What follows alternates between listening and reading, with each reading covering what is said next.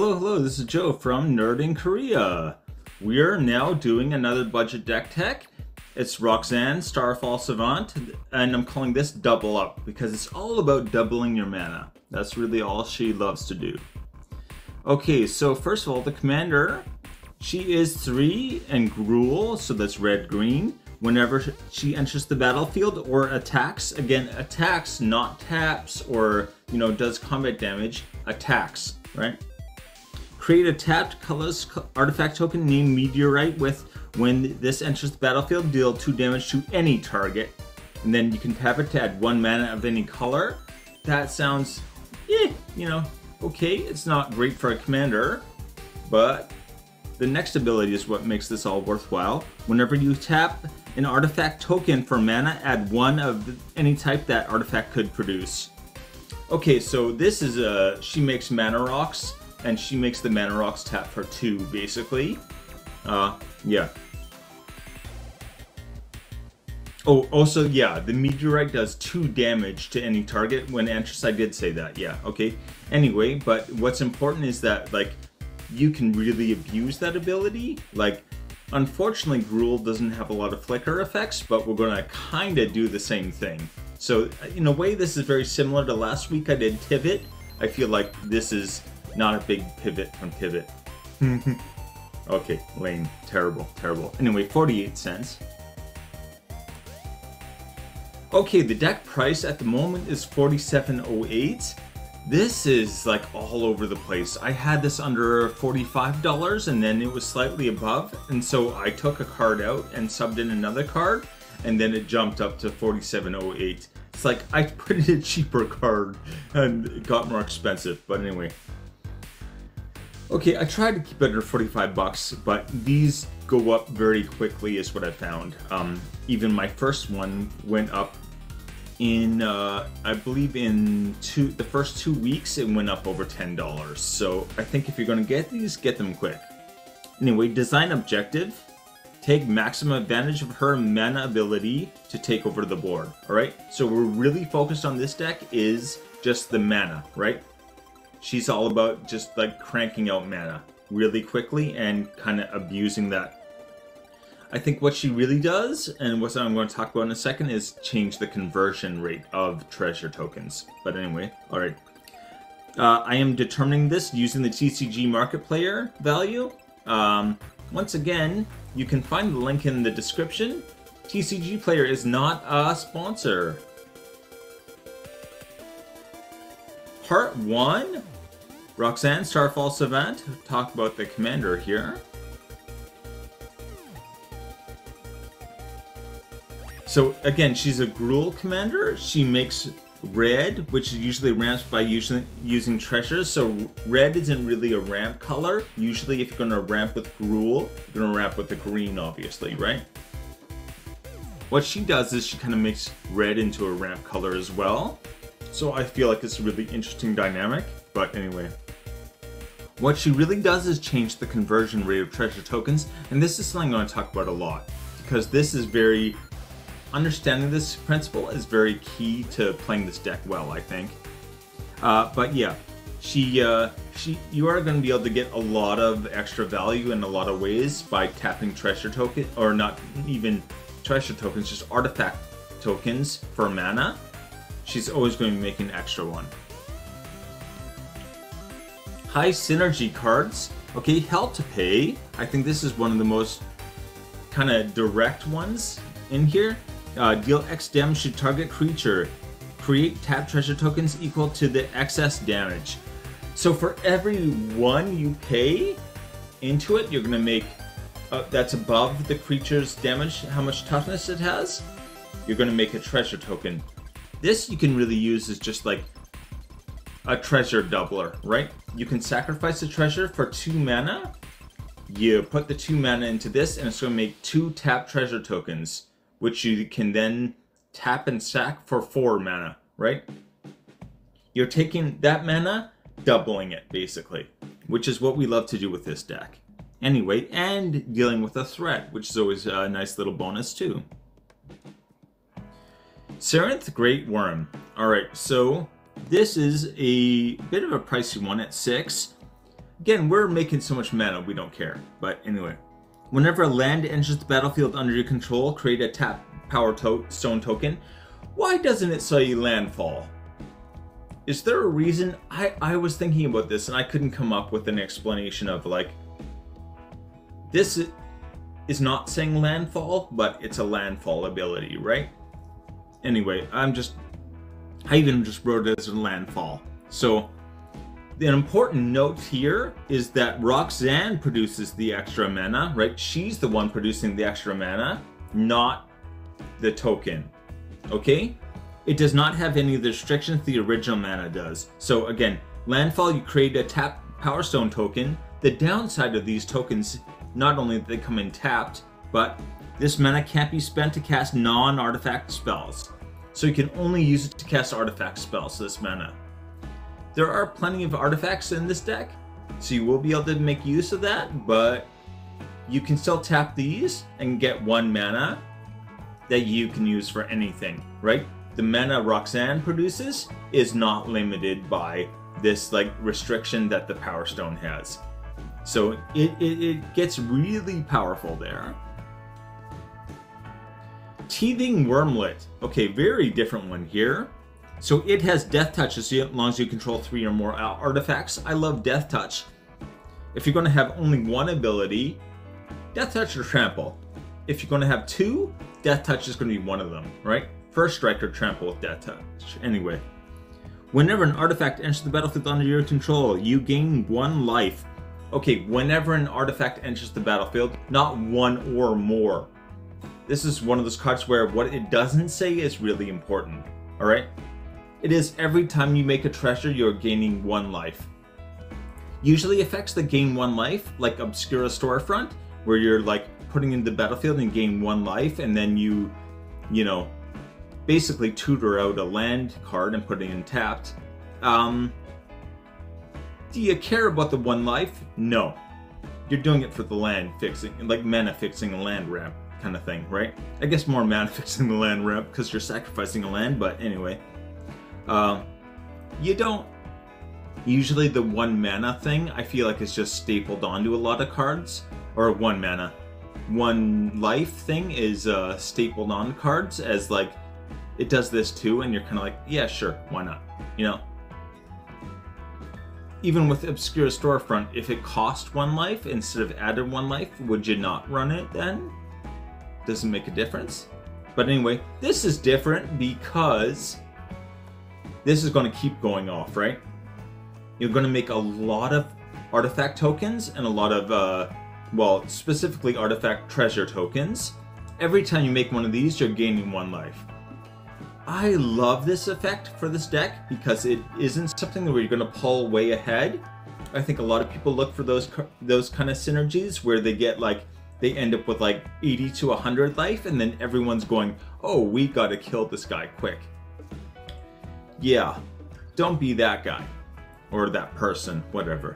But this will hopefully, throughout the game you're kind of ticking down life. This is just to really hopefully counteract that. Maybe put you a little bit higher, but not have you like so high that everyone's like, oh yeah, target number 1 is Mr. Life Moneybucks over here. But anyway. Also gets +1/+1 counter every time, so this can get very big very quickly. So if you're able to, you know, clear out a board, which there are a lot of things that do that in this, or clear a path, clear out a board.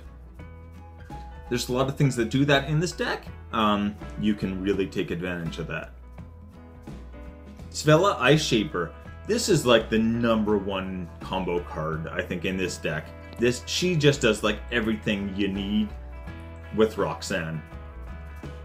Anyway, pay 3 and tap to make a colorless snow artifact token named Icy Manolith.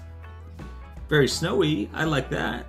And you tap to add 1 mana of any color. Once again, it's a token, so you're tapping it for 2 mana of any color. It's costing you 3, and you're going to make 2 with it every turn. So turn 2, you're already ahead, right? It's crazy. It's crazy. Anyway. And then 6, a red and a green. Look at the top 4 cards of your library. You may cast a spell. from among those without paying its mana cost. Put the rest of them bottom of your library in a random order. Again, a spell, not a creature, not a... Usually effects like this will specify creature or instant or something like that. This is just anything you want. And there are plenty of spells that are really high cost and very effective in this deck. So this is an ability that is really great. You're able to make that 8 mana pretty easily compared to most decks. So yeah, this is kind of just like take whatever you want. Once a turn, you're just like getting a bonus thing. So that's amazing. Anyway, Skyclave Relic. So this is an interesting one because it copies itself, right? It's a mana rock that makes 2 copies of itself if you pay the kicker cost, right? So if you pay 6, you're going to make this and then 2 token copies. Again, the 2 token copies are going to make 2 mana of any color every turn. The value is just insane. Also, they're indestructible, so that's fun. And yeah, they enter untapped, so even the turn you cast it, you can tap those for 5 mana. It costs 6 to make them. That turn, you can make 5 mana with that. So net, it costs you 1 mana for 3 mana rocks. Oh boy. Red Sun's Twilight.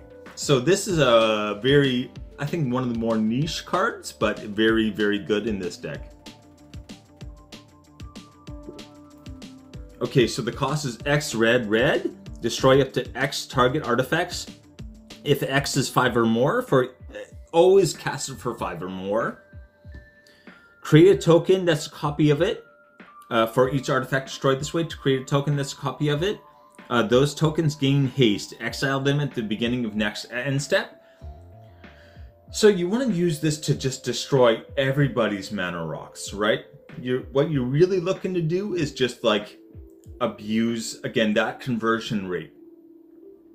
Everything that you blow, like Soul Ring you blow up is going to make an extra colorless mana. Every Arcane Signet is going to make an extra mana of any color. And you're making sure that you're taking resources away from your opponents. That's really important. Also, you could just like hit artifact creatures with this as well and make token copies of them and just, you know, throw them at people. So the functionality of this is crazy, but yeah, make sure you're casting it for 5 or more. If you're not, then you're just not using it right. Anyway, Bootlegger's Stash. Oh, sorry. One last thing. They exile. Those tokens exile at the end of that turn. Alright? They don't just sit there. So you do have to make it worthwhile that turn. Which isn't too hard, right? Even if you destroy, say, 4 mana rocks of your opponents, you're making 4. Those are going to make 4 extra, right? So it would cost you 6 mana. You'd be able to produce 8 mana from that, right? So it's kind of like a 1-turn ramp that really hurts your opponents. Anywho. And Bootlegger's Stash. This is by far the most expensive card on the list. I think it's about $5. So yeah. I love this card. But anyway, lands you control have tap to create a treasure token. So you can just tap your land and instead of tapping it for mana, create a treasure token, which is usually nice because treasure tokens, of course, you can sack them for any mana, not just the mana that land might produce, but effectively doubles your mana. With this commander, if this is out, all of your lands you just tap, make all of those treasure tokens, and then all of those treasure tokens you can sack for twice the amount of mana. This is just a mana doubler. This is crazy. But anywho. Crime Novelist. Alright, whenever you sacrifice an artifact, put a +1/+1 counter on Crime Novelist. Okay, sure. You know, it's like Teething Wormlet. Like, yeah, alright, great. Why not? And add red, right? So every time you you sacrifice an artifact, again, this is mostly going to be treasures, you can add an extra red. So yeah, your treasures are tapping now for 3 mana instead of 1. oh. The value on that just gets really out of control really quickly. And Treasure Vault. This is a real... This one, I think, is the kind of the epitome of the, like, abusing the value system on treasure tokens. Anyway, pay XX and tap to sack it to create X treasure tokens. So again, if you want to make 1 treasure token, you need to pay 2. If you want to make 2 treasure tokens, you need to pay 4, etc. Right? You're paying double the amount of mana to make the treasure tokens. So yeah, 10 treasure tokens, 20 mana. Usually that's losing, of course, right? You're losing because that is less. 10 is less than 20. But with Roxanne, you can take 10 treasure tokens, tap them and sacrifice them for 20 mana, and then you can use that 20 mana to make 10 treasure tokens, which you can then again sacrifice for 20 mana. Which, I guess, you know, it's just a kind of... What's the expression? Borrowing from Peter to pay Paul? But anyway, all those ETBs are what you're really looking for. Finally, this is a very long synergy section, I know. Orthian, hero of Lavabrink. I can never remember his name, but anyway. So, for 1 and a red, you can tap him to create a token that's a copy of another creature you control. It gains haste, sacrifice it at the beginning of the next end step. Activate only as a sorcery. So remember, you can choose your commander. However, as soon as that copy enters the battlefield, the legendary rule takes effect. And because it's legendary, only one of them can stay. Hopefully you're going to be destroying the copy, not the original, right? But the upside is that you still get the ETB. So it's still going to make a meteorite. That meteorite is going to do 2 damage. And then after that, you can tap the meteorite for 2 mana. So this is where it really gets interesting, is for 6 and 3 red. So for 9 is pricey, but it immediately pays, or not immediately, the next turn it pays off. Create 5 tokens that are copies of another target creature you control. They gain haste. Sacrifice them at the beginning of the next end step. Again, if you choose Roxanne, them having haste doesn't matter because you have to destroy all the tokens. They will not be able to attack. Unfortunately, they won't be able to do anything. If you substitute in Mirror Box is something I was looking at doing, but anyway. With this, you're making 5 copies. 5. I have 4 fingers and 1 thumb, so that's 5. Anyway, that means 5 meteorites coming in and doing 10 damage. Those meteorite tokens can be tapped the next turn for 10 mana. So you're paying 9 mana, you're getting 10 mana next turn. Also doing 10 damage. The 9 is expensive, but it's like, yeah, it's worth it. It's worth it. Okay. Part 2, Deck Objectives. How to win. Again, objectives. Number 1, create tokens that are token mana producers. Get auto damage set up. Again, the auto damage is more of a mid-game thing in this deck. Like, you want to be taking people down and putting them into like an easier finisher range. This isn't about like auto damaging them out of the game or anything. And then use a finisher, right? Okay, create token mana producers. We're also going to look at treasure token functionality, because we want some extra functions from all those treasures we're making, right? So there's actually just a huge amount of treasure token producers in this deck. I want to look at these 3. So for 2, you can tap, draw a card, and discard a card, create a treasure token. Usually that means you're net paying 1. With this commander, you're net 0, right? It costs 2, and the treasure token gives you 2. So really you're drawing and discarding a card every turn, is what you're doing with this. Also getting whatever ETBs that you have that are connected to the treasure token. Just a really great card in general. I love this card. In this deck, it's actually like, it shouldn't be like as cheap as it is. Gala Greeters. Okay, whenever another creature enters the battlefield under your control, choose one that hasn't been chosen this turn. So the downside there is that it is only once per turn for each effect, but anyway. Put a +1/+1 counter on Gala Greeters. This is never your #1 choice, right? Create a tap treasure token. Creating treasure tokens, that's why this guy is in here, right? Every turn, when you cast or create a creature enters the battlefield under your control, however that may be, you're going to be making a treasure token. You gain 2 life. Again, having that option for life gain I think is nice. I wouldn't be looking to pull too far ahead though. Finally, Bottle Cap Blast. There are a few cards, maybe only 2, that have improvise in this deck.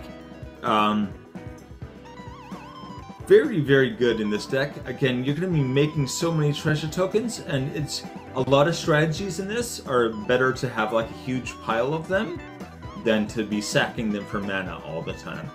So anyway, this deals 5 damage to target. If excess damage was dealt to the permanent this way, create that many tap treasure tokens. Again, this is kind of big score, but the difference here is that it costs 4 in a red, but it has improvised, so you're going to be tapping 4 treasure tokens, paying 1 red to do 5 damage to a target, and if it does extra damage, excess damage, you're creating treasure tokens on top of that. Just like using the treasure tokens without sacking them to make it cheaper to do lots of damage to a creature. Basically, probably remove a creature, and then the excess damage becomes treasure tokens. It's just mean in this deck. Again, there are many, many more. I'm not making like a 4-hour-long video going over everything though. And more mana token functionality is what we're looking at here. So first of all, Reign of Riches. When it enters the battlefield, create 2 treasure tokens.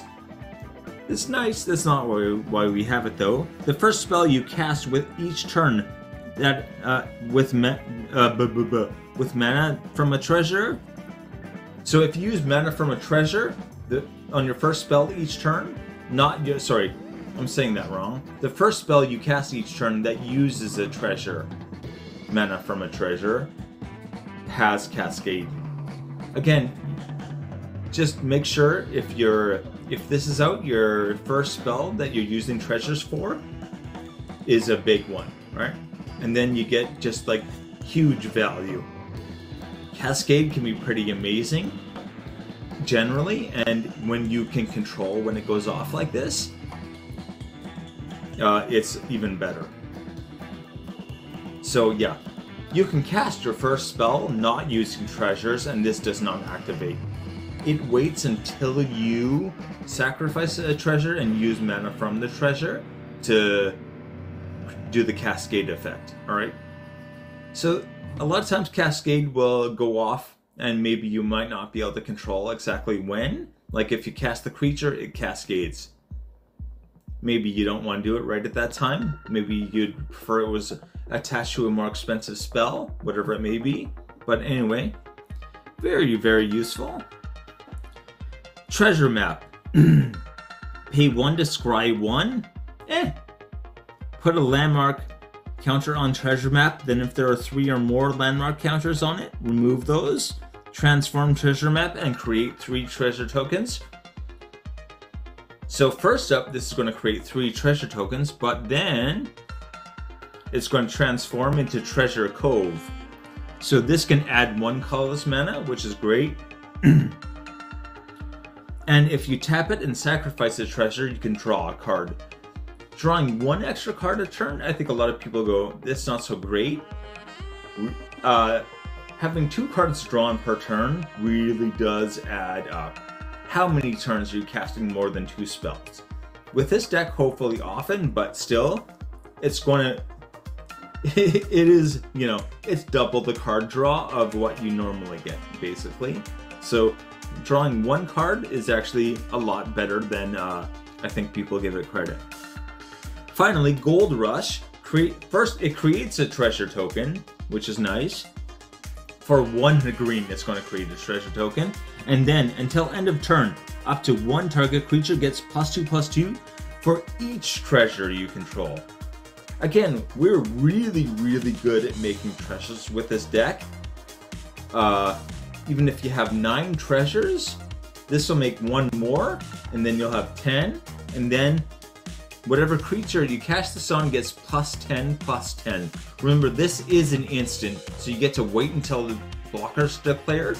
You see that creature getting through, give it +10/+10, or however many double the amount of treasures you have. I obviously haven't played this deck in real life. I would be interested to see how big a pile of treasures you can get, because I feel like this is a good finisher. Anyway, get auto damage set up. Okay, auto damage and damage enhancers are what we're going to look at here. Ancient Hellkite deals 1 damage to target creature defending player controls. Activate only if Ancient Hellkite is attacking. So once again, you can attack a player and then just start dealing damage for 1 red mana, 1 damage to whatever creatures they have. Even if those creatures are not blocking, it doesn't matter, right? You can do it before blocks are declared, and you can just like take a lot of threats off the board. Basically, any creature is potentially killable. Usually you can just not block and the creature's safe. Nothing's safe with this one. Reckless Fireweaver. I feel like this is the strongest one. Whenever an artifact enters the battlefield under your control, it deals 1 damage to each opponent. 1 damage to each opponent every time, right? We've got all these ETBs that we want to set up, and this is a big part of it right there. Gyapur Aether Grid. Tap 2 artifacts you control. Deal 1 damage to any target. Once again, getting more functionality out of all of those tokens we're going to be making, artifact tokens. Even on the last player's end step, if this is on the battlefield and you've untapped treasure, untapped anything really, any artifact, tap as many artifacts as you can and just deal a whole pile of damage. Again, there are many, many more in this deck, but yeah, I don't have time. Damage enhancers. Okay, we're looking at 3 of the damage enhancers here. Once again, there are more, but time. Anywho, Disciples of the Inferno. This is actually attached to a battle, so maybe you don't like battles, but this one, I feel like this is the flip side, is really good. If a non-creature source you control would deal damage to a creature, battle, or an opponent, it deals that much +2 instead. What this is really good for is obviously Reckless Fireweaver. It does not increase damage for that because that is a creature. Your meteorites and everything like that, it does work. Gyapur Aether Grid, it does work. That's an enchantment, right? So there are plenty of things that you can get a whole lot of extra damage out with this. But Mechanized Warfare, I feel like this is the most kind of broad spanning one. If a red or artifact source you control would deal damage to an opponent, or a permanent an opponent controls, deal damage +1 instead.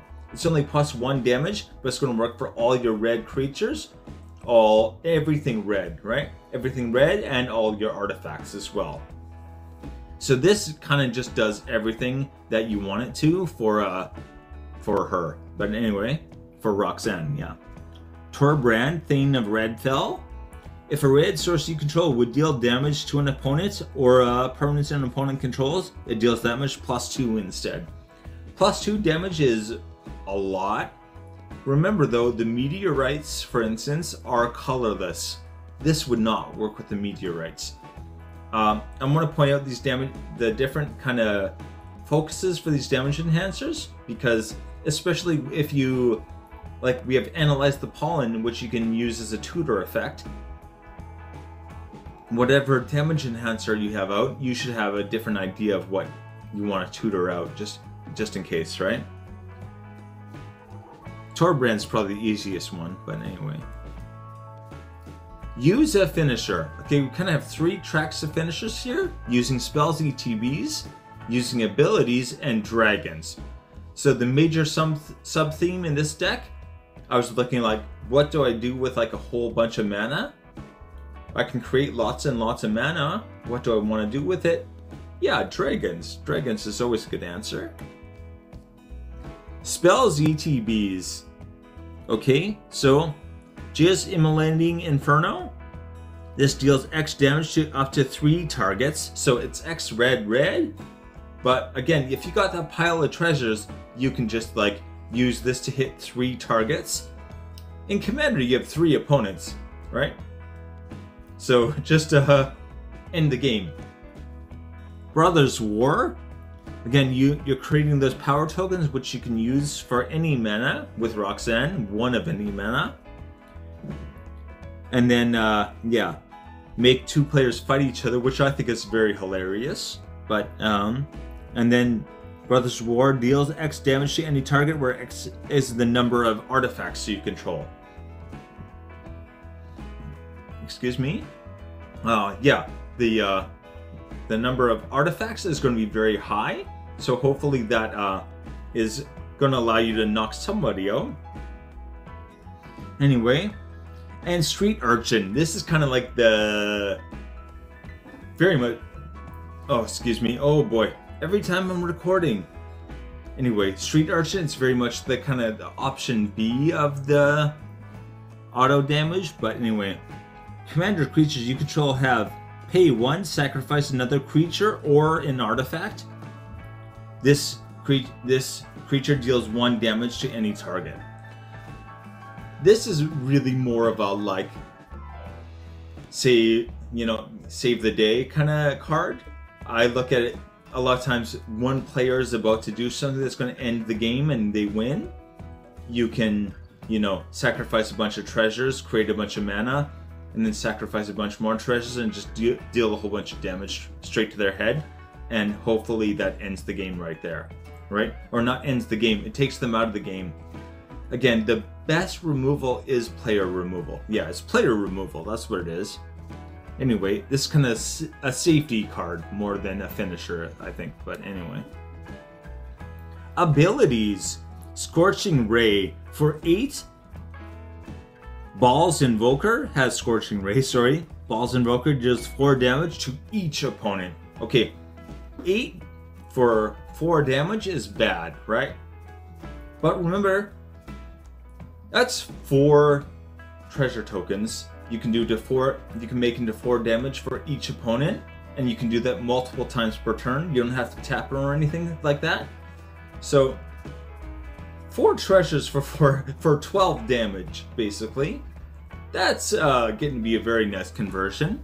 And yeah, if you have some of those damage enhancers like Torbrand, remember every time he'll do 2 extra then with Torbrand out, and so that's, you're paying basically 4 treasure tokens to do 6 damage to each opponent.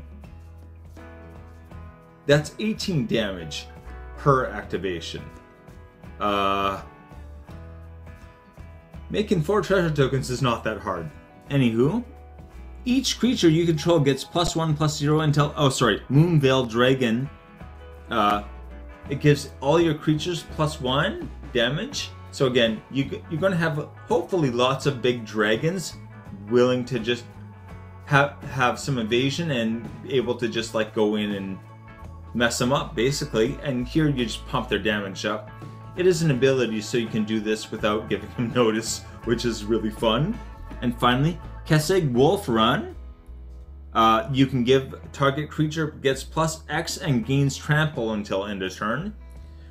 +X is nice. Trample. Okay, again, for X red green, you're going to be able to give something a huge boost in damage and trample, right? So it really can just kinda sink a game. If you do have that pile of treasure tokens, which you should have, you can use this to just like take someone out of the game with all of a sudden. They might not even expect it. But anyway. Dragons. Looking at some of the dragon sub-theme here. Atarka, World Render, Flying Trample. Whenever a dragon you control attacks, it gains double strike until end of turn. Dragons do a lot of damage, right? And now you're giving them double strike. Remember, double strike is first strike and regular attack. So with their first strike, even if there are blockers, they're probably killing the blocker and they're fine. They get blocked, but whatever blocked them is going to be gone. Anywho, Earthquake Dragon, another amazing card in this deck. For 14 and a green, this spell costs X less to cast, where X is the total mana value of dragons you control. So again, even if you have these two, that is going to be 15. This would, if these two other ones are on the battlefield, this is costing 1 green to cast. And it has flying and trample. Also, you can sacrifice a land to return it to your hand.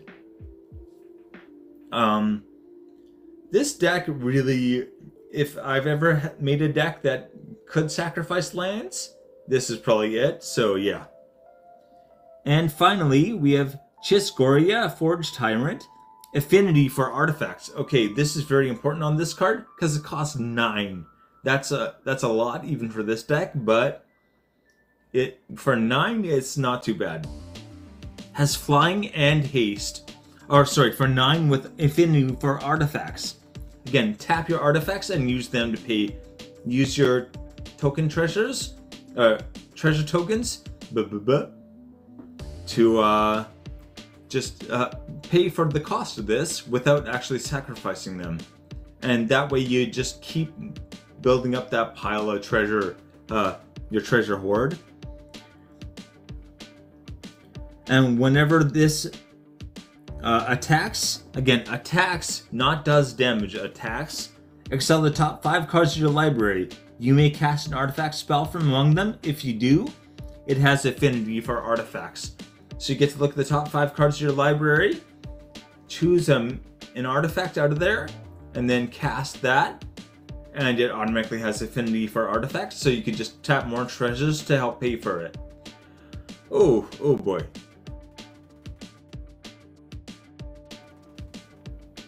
Part 3, Combos and Tactics. Oh, please hit like and subscribe. It really does help out a lot. It's appreciated. Oh, yeah.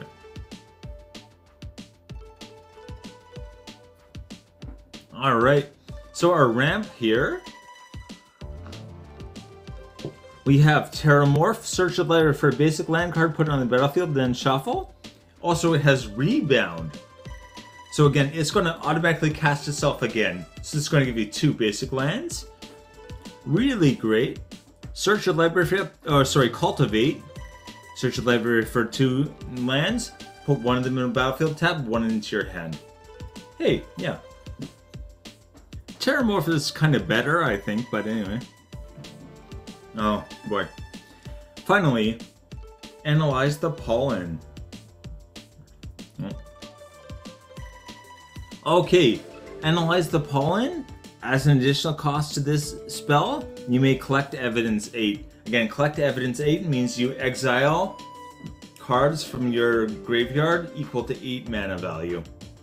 Which once again, you got a whole bunch of big old dragons. You can, if you have them in your graveyard, this is pretty easy to do. Search your library for a basic land card. So that's nice, I guess, but anyway. If evidence was collected, instead search your library for a creature or land card, reveal a card, put it into your hand, then shuffle. Obviously, while you can use it to just get a basic land to your hand, that's not why we put this in here, right? We want it to really go get whatever you need, right? If you need the auto damage, if you need the damage booster, go find Torbrand, for instance. if you're trying to, whatever strategy you're trying to use, you should have an idea of what creature you want to summon for it. So yeah. What is his name again? I always forget his name. Hero of Lava Brink. It's the end of it, but anyway, that's really a great one to bring out. If you have enough mana, bring him out. And if you've got some kind of damage booster, especially one that, you know, works with your artifacts, then you can just do that, casting it on your commander, making your commander have, like, again, 5 copies of your commander. All of those will die right away, but then those make 5 meteorites that do 10 damage. That can be increased potentially by 2, and then they're doing a total of 20 damage, and then you can tap them the next turn for 10 mana. Just crazy.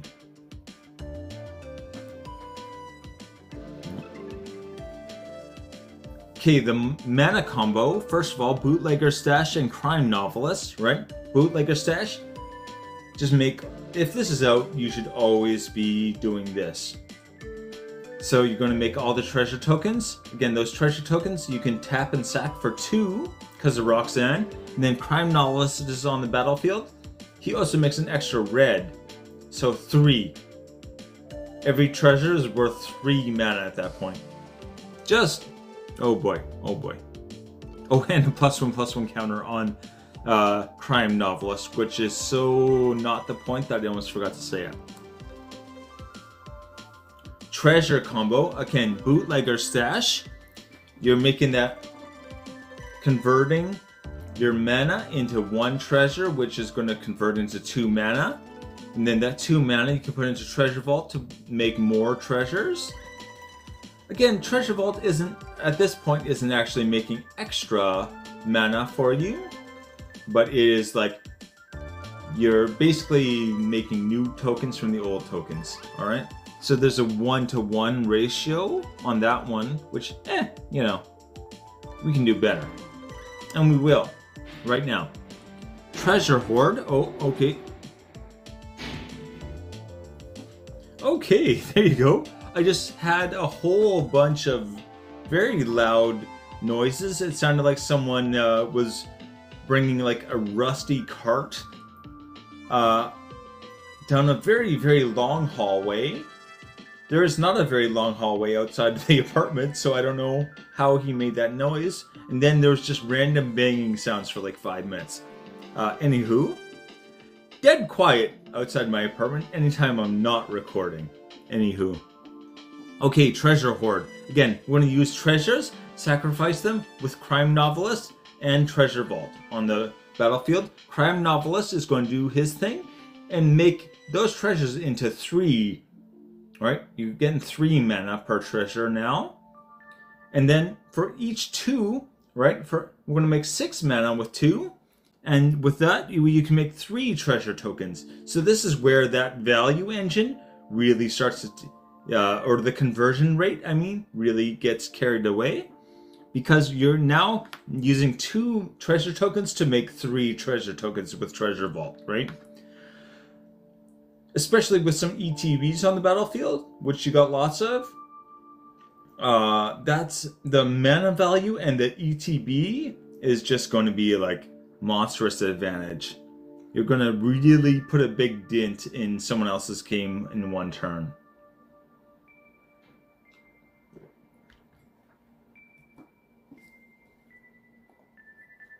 Okay, treasure combo. One more, I swear, just 1 more. Again, the main Red Sun's Twilight we already talked about. The main downside is that whatever you make the mana rock treasure tokens by blowing up your opponents, you're going to make copies, but they exile at the end of the turn, right?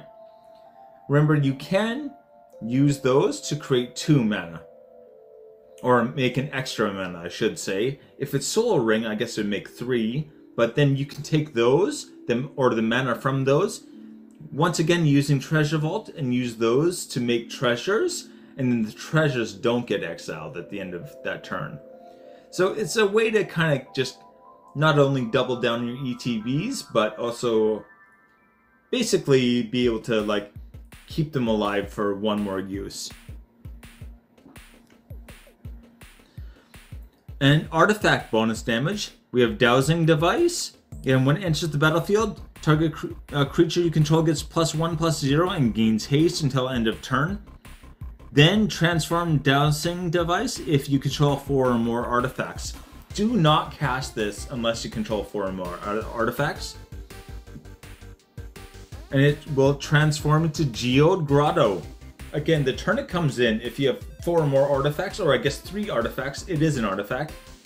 So it'll transform and become this land that taps for a red mana and for 2 and a red and tap. Until end of turn, target creature gains haste and gets +X/+0, where X is the number of artifacts you control. Again, not just treasure tokens, it does include treasure tokens, but all artifacts, right? All your artifacts are going to be basically making a bunch of extra damage for one creature.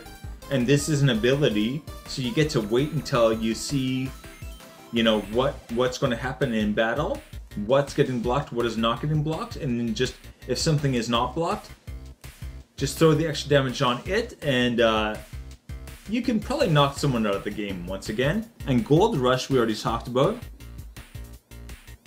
I think you probably get an idea of how many ridiculous amount of treasures this can make. This is just like going to end a lot of, yeah, you can finish off people pretty easily with this, and it is pretty much a like come out of nowhere bonus damage card, which I love. And finally, Hellkite Igniter. This is 7, so it's pricey CMC wise, but for 1 or red, it gets +X/+0 once again, where X is the number of artifacts you control. It has flying and haste. Haste is the important part for this. So basically, it's just going to come in and immediately do a whole pile of damage with flying evasion, right? Oh, to make full use of this, the downside here is you need 9 mana. Not that hard to do with this deck, but something to keep in mind, right? Just casting him isn't really worth it. More dragons. Okay, so here we go. At the beginning of your upkeep, if you control 6 or more lands, once again, not hard to do with this deck, create a 5/5 dragon token with flying. And while you're making dragon tokens, commander creatures you own have at the beginning of your end step, if a source you control, again, source, right? Not your commander does damage, if a source you control deals damage. Even like the Fire Weaver can do 5 damage pretty easily. That would count, right? That would trigger this. Again, it dealt 5 or more damage this turn. With 3 opponents, the Fire Weaver is doing 1 damage to each opponent every time a treasure comes in. So if you make 2 treasures, the Fire Weaver has done 6 damage already. That's enough to trigger this, right? Very easy to meet this condition. Create a 4/4 dragon creature token with flying. Very easy to do, and you're just probably going to keep doing that every turn this is out. Crucible of Fire. Dragon creatures you control get +3/+3. So this is where you really care about that, because like the 5/5 and 4/4 are big, but they're not crazy big.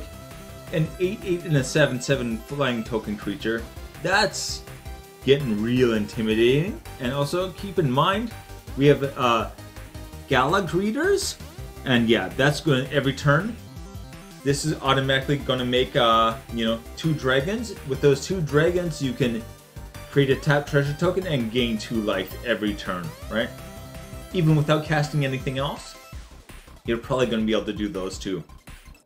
Okay, so this has been our whatever, Roxanne Starfall Savant. Again, the double up deck. This is one I definitely would really love to order. Ordering things in South Korea, unfortunately, is a whole other hassle. So yeah, if I was in North America, I would definitely order this deck. But anyway, alright, take it easy.